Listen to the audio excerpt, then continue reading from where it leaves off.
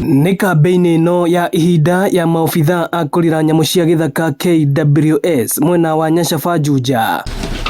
Maobitha a kũrira nyamũ cia gĩthaka makĩharĩrĩria thĩinĩ wa ikundi citiganĩte na macoke maumagare gũthiĩ thĩinĩ wa kambĩ mwanya mwanya o gũkũ Juja.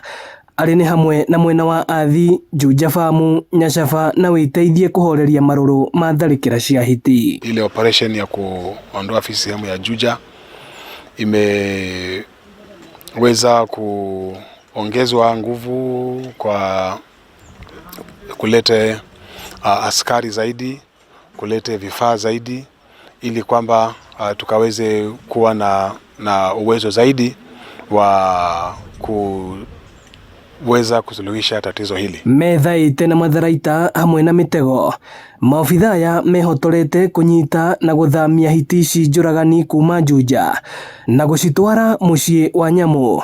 Abitha mũrũgamĩrĩri wa mĩhang'o ĩno Joseph Dadacha akiuga matirauma Juja hiti citathirĩte. Minista wa ũgendi Rebecca Miano augĩte nĩ ũhoro wa gĩconoko na kĩeha hiti gũtharĩkĩra na kũraga andũ Juja, akĩranĩra atĩ thirikari nĩ kũhũthĩra hinya wayo kũhukia hiti na kũgitĩra aikari a Juja. I feel very bad. It's not acceptable.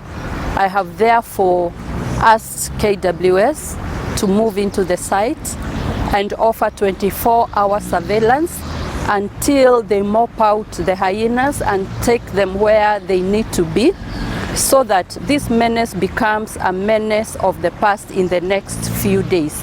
I want to assure the residents of Juja that we are working round the clock. We are with them, and to give them my assurance that this menace will not continue. Ino nĩ ceceni ya Inooro TV, Wĩteithie Juja, na niĩ njĩtagwo Moses Ngige.